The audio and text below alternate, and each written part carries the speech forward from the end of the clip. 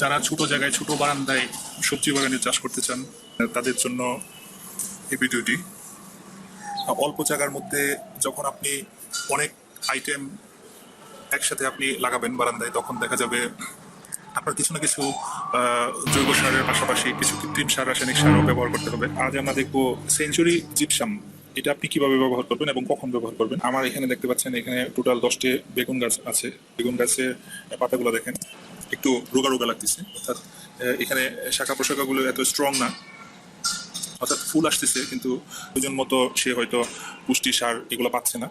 সেক্ষেত্রে ফুলগুলো ঝরে যাওয়ার সম্ভাবনা আছে। অলরেডি দেখেন একটা গাছের অবস্থা। আমি যদি একটু ভিতর থেকে দেখাই,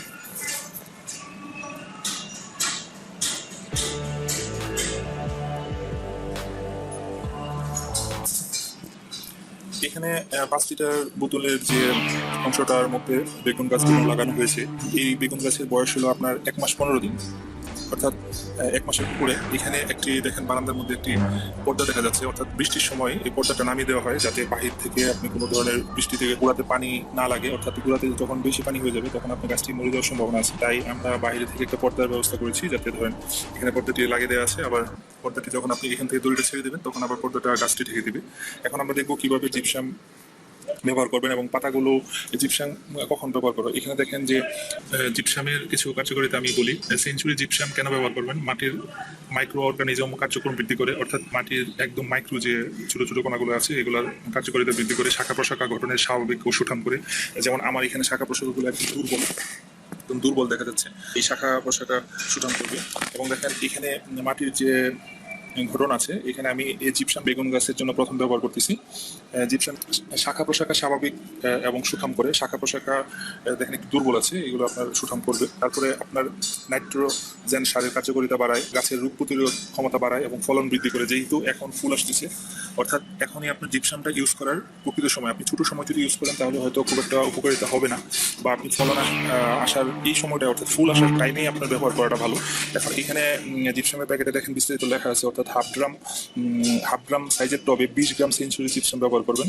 টবের সাইজ ছোটো হলে আনুপাতিক হারে ব্যবহার করবেন। যেহেতু আমার এখানে হাফ গ্রাম না, আমার 5 লিটার বোতলের আকারে করা, যেহেতু 5টাতে আমার, আমি সেই অনুপাতিক হারে আমি এটা সরাসরি ব্যবহার করা যায় মাটিতে, যেহেতু এখন মাটিতে আমি সরাসরি ব্যবহার করতে পারবো না, সেক্ষেত্রে আমি পাত্রে পানি আমি ব্যবহার করবো। অর্থাৎ আমি প্রয়োজন মতো এই পাত্রতে পানিতে ভালোভাবে গুলে, যদি হাফ গ্রামে 20 গ্রাম হয় তাহলে আমি এখানে 3 থেকে 5 গ্রাম ব্যবহার করবো, অর্থাৎ পরিমাণে যাতে বেশি না হয়।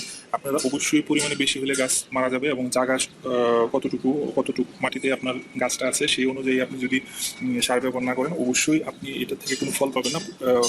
আপনার হিতে বিপরীত হবে এবং গাছগুলো আপনি দেখবেন আস্তে আস্তে মারা যাচ্ছে। তো সেক্ষেত্রে আপনার কম ইউজ করা ভালো। আমি প্রয়োজন এখানে 3 গ্রাম ইউজ করবো পুরো 5টি টবের জন্য।